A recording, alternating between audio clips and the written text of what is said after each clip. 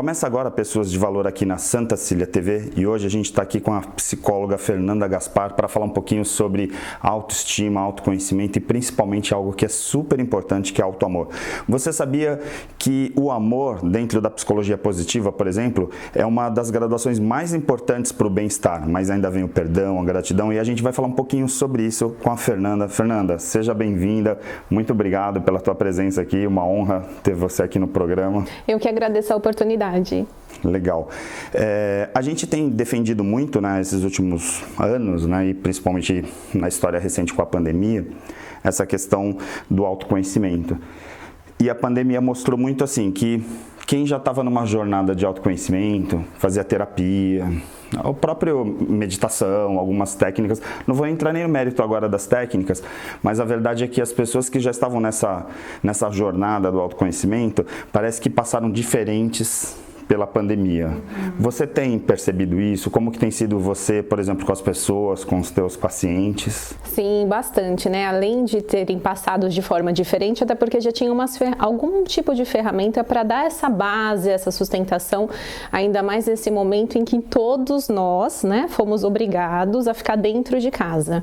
E aí, sabe, Ari, eu sempre falo, esse dentro de casa não foi só dentro da nossa casa, mas nós somos obrigados a ficar lá dentro. Né, a descobrir algumas coisas, a aprender também a lidar com coisas diferentes.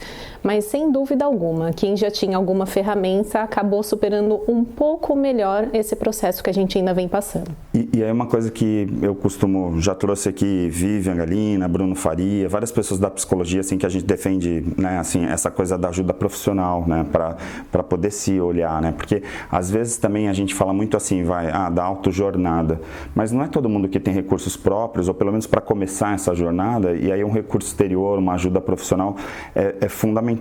No caso especificamente, a gente fala muito assim de as pessoas se amarem, de as pessoas poderem se olhar no espelho, e eu que ministro treinamentos, a gente vê em palestras assim, principalmente lá no Marca Pessoal, vê às vezes pessoas que faziam anos que não se olhavam no espelho. Você acredita que essa pandemia forçou essas pessoas a olhar para dentro e entrar nesses quartos escuros que estavam abandonados ali para poder fazer uma limpeza? Sim, acredito. Foi fundamental, né? Quem soube aproveitar, né, esse trajeto, essa jornada que a gente ainda continua, mas é extremamente fundamental você ter um tempo para você se olhar, você voltar para dentro de si, né? Isso você faz com que o amor se aproxime cada vez mais de você e não se distancie, né? E aí vamos falar de amor, né? Que eu acho que normalmente quando a gente fala de amor, vem assim como se fossem tipos de amor diferentes, né? E eu gosto muito, todo mundo que assiste o programa sabe disso, eu falo muito sobre essa coisa de aprender pela dor ou pelo amor, né? E existe essa coisa do amor, lá da ocitocina, da paixão, tal, e existe o amor incondicional. E aí eu até coloquei na abertura, né, essa coisa do amor, do perdão, da gratidão, ou seja, são elementos que estão diretamente ligados a você também olhar para você poder gostar de você, eventualmente até se perdoar e agradecer pela tua vida. O amor funciona assim também? Como que dentro dessa tua leitura, vamos dizer assim que você é especialista no tema, se a gente chegar e falar assim, ó, vamos trazer uma pessoa especialista em amor aqui no Pessoas de Valor, aí todo mundo fala, olha, é imperdível o programa. Como que seria essa leitura? Sim, é verdade. Eu tenho trabalhado bastante essa questão do auto-amor, né, que é a capacidade de você se amar de forma incondicional, né? Então, se a gente já começa a olhar por esse ponto, não existe condição para que você se apaixone por você. Mas, se você aprender que é necessário para que você consiga fazer alguma mudança na sua vida. Então, sem o amor, sem o auto-amor, sem você olhar para você, a mudança pode demorar um pouquinho mais para chegar. E aí é o que? Funciona como? Como um espelho? Assim, eu penso assim que para quem está assistindo é a pessoa, por exemplo, ter que se amar, ter que reconhecer os seus aspectos positivos para poder olhar para fora e amar alguém? Seria isso? É uma coisa mais ou menos assim? Sim, funcionaria eu preciso entrar num processo de mudança, né? O que acontece muito que eu tenho percebido no consultório durante os atendimentos, né? As pessoas acham que o fato delas já se amarem é como se elas tivessem que aceitar a condição que elas estão naquele momento. Então, como eu me amo, então eu não preciso mudar nada. Só que ao contrário, né? Para que você consiga enxergar dentro de você a possibilidade da mudança, você precisa se amar, porque é essa força que vai empurrar você. Então a questão do autoamor, ele é fundamental na nossa vida, ele é um catalisador da mudança. E aí a gente poderia determinar alguns passos para isso, por exemplo, para quem está nos ouvindo, para sair do genérico, o bom do programa é que sempre entra nessa questão mais pragmática de dar dicas. Por exemplo, quem nos assiste, tá, como que eu vou fazer isso? Como que seria? Assim, para poder olhar no espelho e falar assim, opa, gosto de você. Sim, é buscar essa conexão, né? Se a gente pudesse falar de passo a passo, se conectar, né? Ele é fundamental. Então, olhar para você, porque eu tenho certeza que cada pessoa que está ouvindo aqui, a gente, né, se parar agora para olhar de frente para um espelho, vai conseguir reconhecer pelo menos um ponto positivo.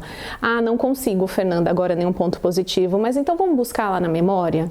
Né? Vamos buscar um acontecimento da sua vida, que algo foi marcante, que você sentiu orgulho de você.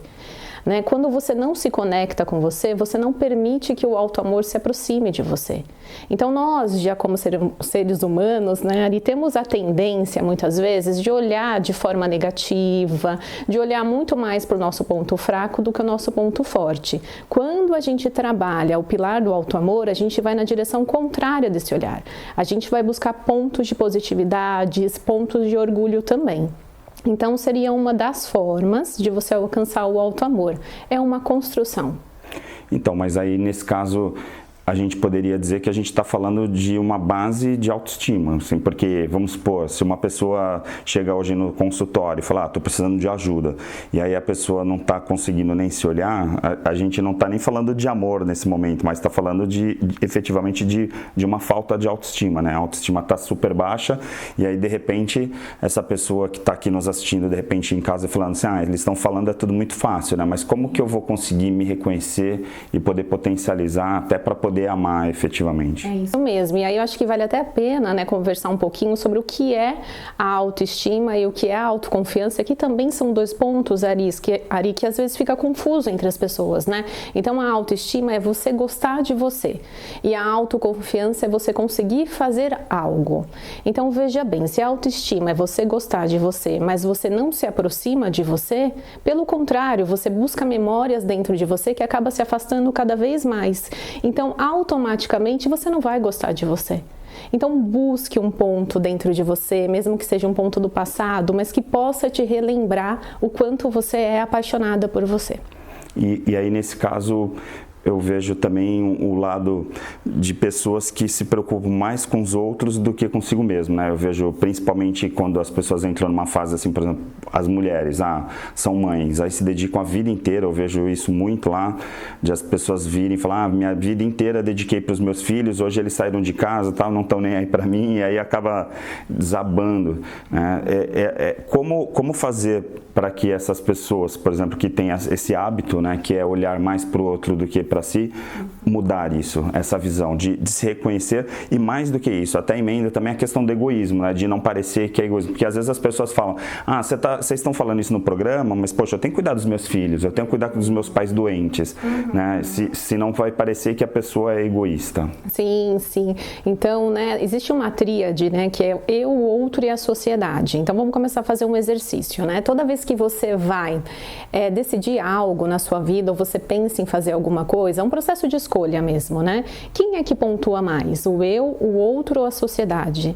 Né? Sabemos aqui de uma forma prática que é claro que é você mesmo e o outro não, você diminui. Então, ou seja, eu preciso me pontuar muito mais do que pontuar o outro. O que acontece é o contrário. O que acontece é o contrário. Normalmente a gente está mais preocupado com o outro do que com a gente mesmo. Exato. Então, o que o outro vai pensar, o que o outro vai falar, e eu sempre falo para as pacientes, o outro sempre vai falar. O outro vai falar se der certo, o outro vai falar se não der certo. Então, o importante é você seguir o seu coração e passar a pontuar você muito mais no seu processo de escolha do que o outro.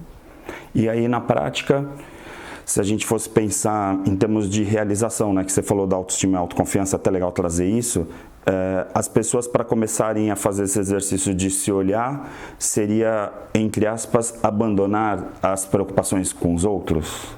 Não, porque dificilmente... Porque um monte de gente tá pensando nisso, você sabe, né? Fala assim, isso é uma pegadinha. É, pegadinha. Então quer dizer que agora eu não preciso mais preocupar com o outro. Vou abandonar meus filhos, meus pais e tal, e curtir a vida doidada. Sim, e aí nesse abandono que você coloca, né, se aproxima também essa questão do egoísmo que você mencionou agora há pouco, né? Então muitas pessoas, né, acham que o fato de olhar mais para si é um ponto de egoísmo, né? Mas pelo contrário, né, pra gente poder cuidar do outro, a gente precisa estar bem com a gente mesmo. E aí eu uso o exemplo da máscara do avião. Toda vez que você vai passear de avião, né, agora por conta da pandemia nem tanto, mas existe lá as instruções, né? Se a máscara cair, coloque primeiro em você para que você possa ajudar o outro. Sim, se ajudar para poder ajudar o outro, né? Sim. Legal. Eu vou chamar um rápido intervalo aqui no Pessoas de Valor, porque a conversa aqui passa voando e a gente volta num instante.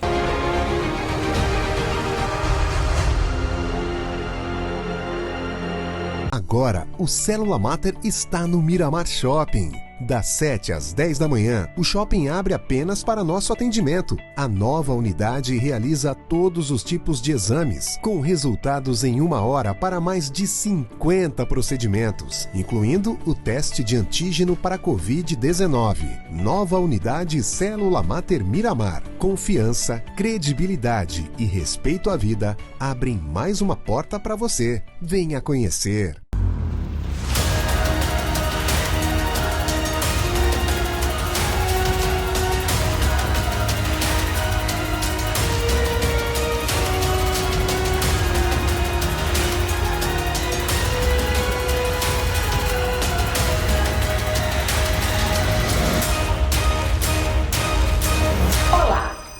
Sou a coach e mentora de líderes, Renise Gomes.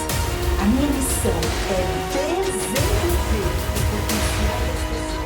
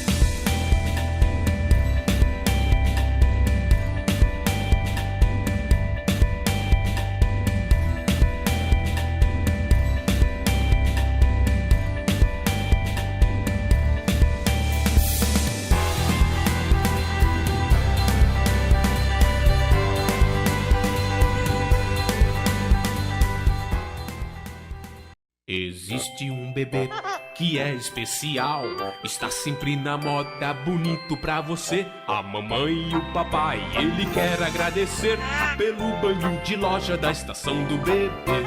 Roupinhas, acessórios, carrinhos, enxoval, toda a decoração da estação do bebê. Rua Carvalho de Mendonça, 251 Santos. Estamos atendendo. Ligue para 3302-1970. O seu bebê feliz na estação do bebê.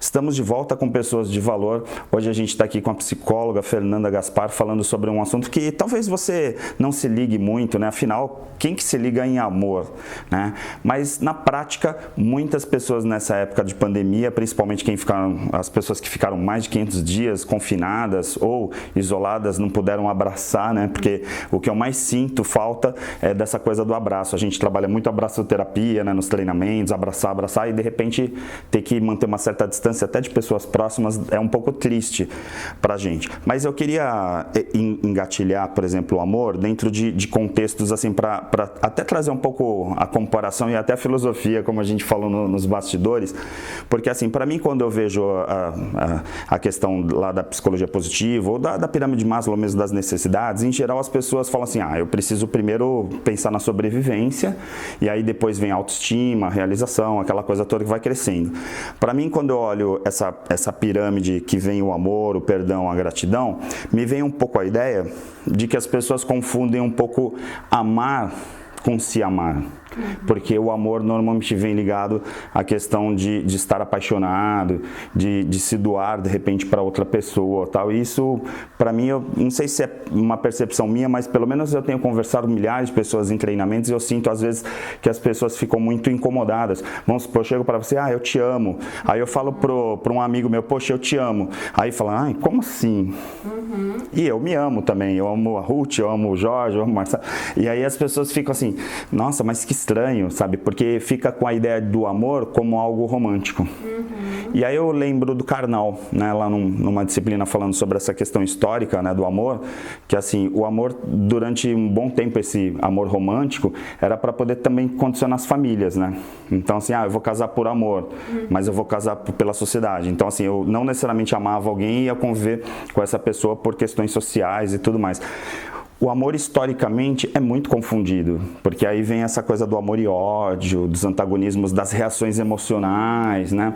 Como que você poderia esclarecer para as pessoas, assim, de uma forma definitiva, o que é o amor, esse amor que a gente está falando? Eu sei que essa pergunta é a pergunta de $1 milhão, porque todo mundo fala assim, como assim, né? Tem até um livro falando sobre isso, mas bora lá. Como a psicóloga Fernanda falaria, assim, para os nossos telespectadores aqui do Pessoas de Valor, o que é amor? Esse amor que a gente está falando, que não é o amor do apaixonado. Sim, que é totalmente diferente, a gente sai dessa romantização, né? A gente traz para um ponto muito mais da praticidade, né? E volta a repetir.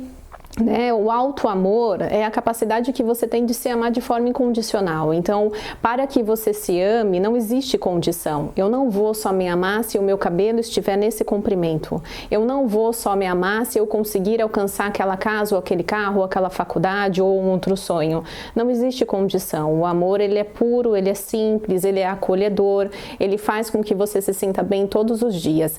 É fácil? Não. É desafiante, mas é possível de alcançar sim. Então, mas vamos lá. Aí eu gosto muito de fazer isso com os meus convidados, assim, não vou me enrolar. Você falou, tudo bem, não é o romântico. Tá, mas efetivamente o que é isso que a gente está falando? É de uma produção de dopamina que faz com que a gente tenha um bem-estar, por exemplo, quando a gente está com essa sensação, uma reação emocional. O que efetivamente, não estou entrando nem na neurociência, mas efetivamente o que é esse amor? Porque assim, se gostar, o que é isso? Como é que eu faço para me gostar, né? O que é esse amor? Como é que eu vou gostar, né? Só vou conseguir me gostar quando eu tiver todos os hormônios da felicidade liberados dentro de mim? Não, mas é a forma como você vai se olhar. Né? Será que hoje você vem se olhando de uma forma muito mais carinhosa com você? Ou você vem se olhando de uma forma muito mais destruidora e fazendo com que você se afaste de você em determinados momentos? Por isso que é uma construção. Por isso que a gente sai sim dessa romantização de como era o amor lá no passado, que existia uma condição para que o amor fosse colocado dentro daquela situação e aquela família fosse construída. A gente está falando de um outro amor. A gente está falando de um amor incondicional, mas por você como primeira pessoa.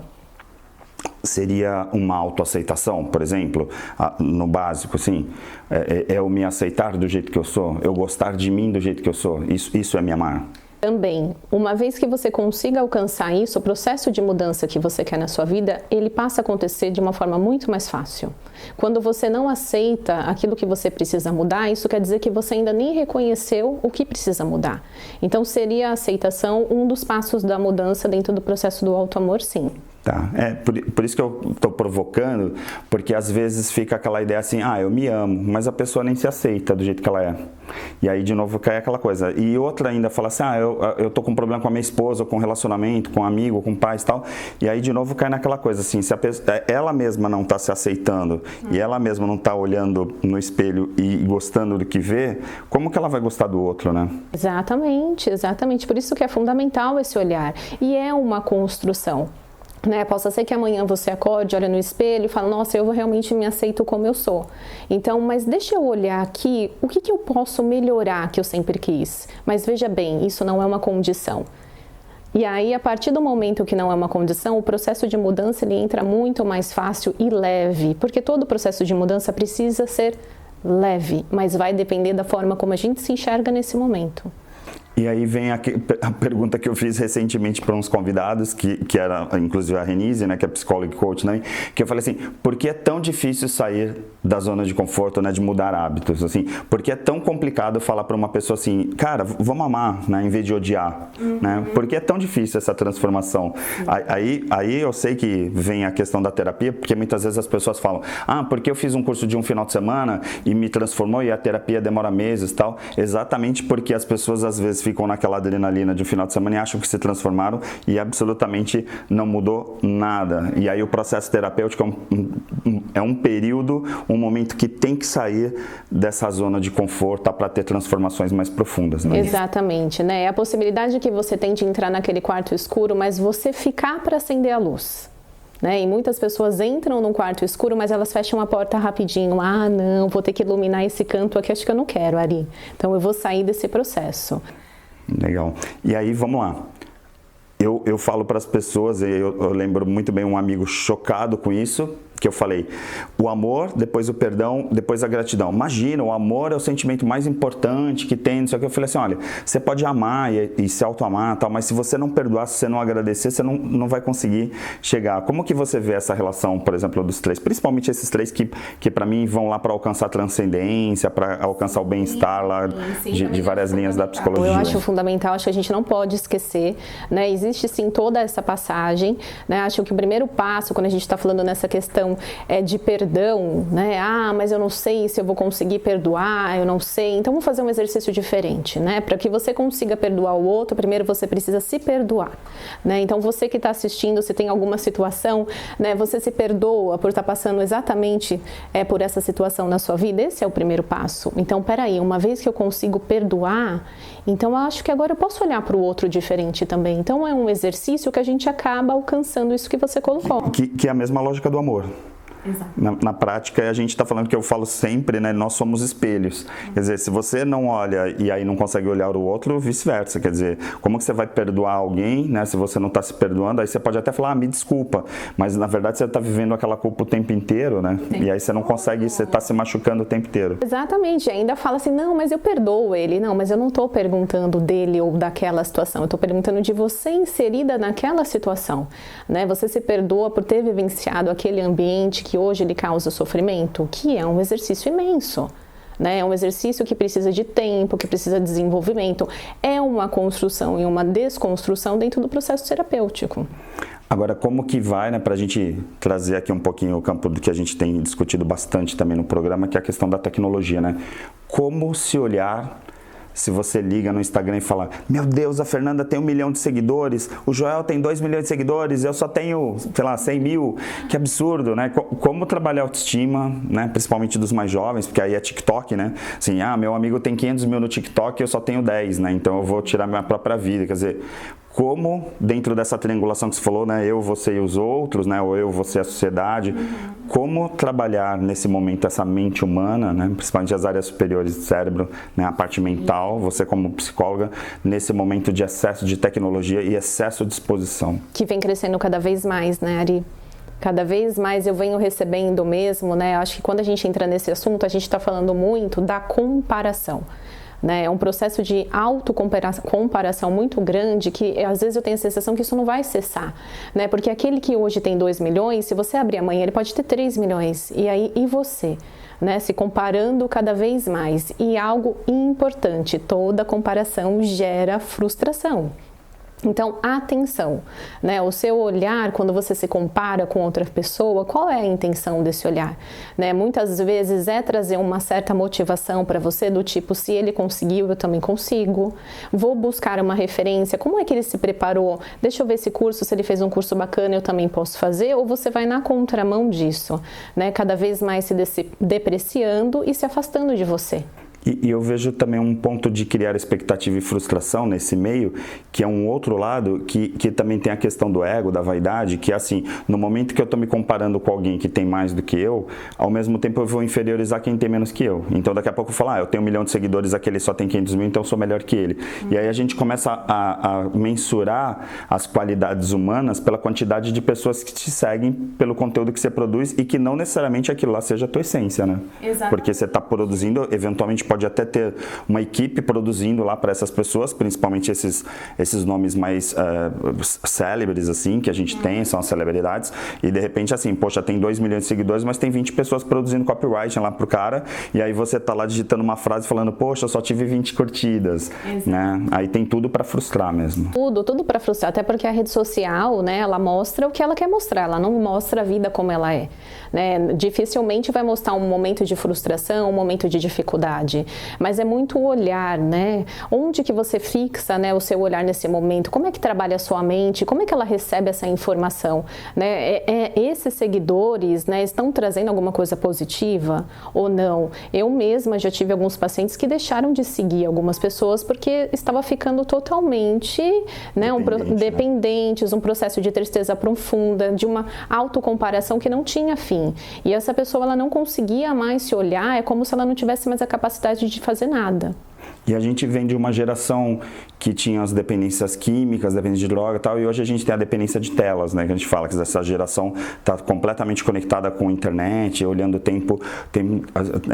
para isso o tempo inteiro. Você acredita, assim, como você está ali no consultório, tá trabalhando com várias gerações, você acredita que a gente vai ter um crescimento cada vez maior, por exemplo, da molecada, vamos chamar assim, desses mais novos, vindo fazer terapia, vindo se curar dessa dependência dessas telas? Sim, sim. E hoje já acontece. Eu acho que vai aumentar cada vez mais, sim.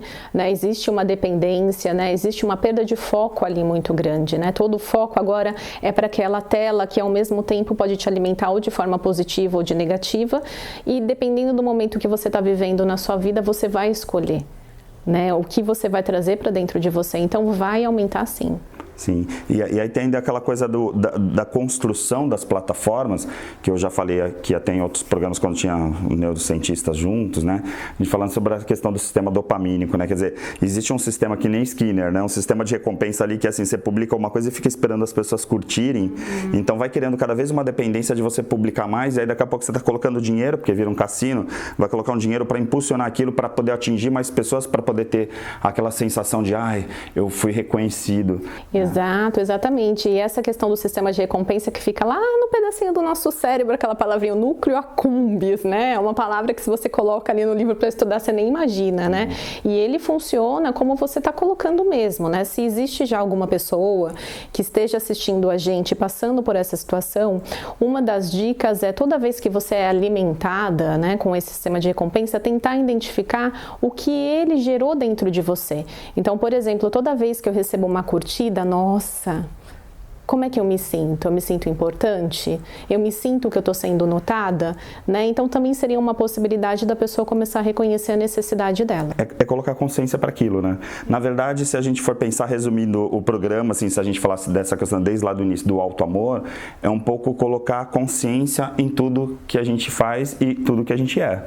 Né? Que se a gente perceber os nossos pontos positivos, se a gente começar a perceber nossas qualidades, talvez de repente a gente não olhe tanto pro outro como a gente acaba olhando, principalmente em tempos de redes sociais, né? Exatamente, é voltar com aquela tríade que nós falamos no começo, né? Eu, outro, sociedade, né? Quem é que vem fazendo mais parte da sua vida hoje?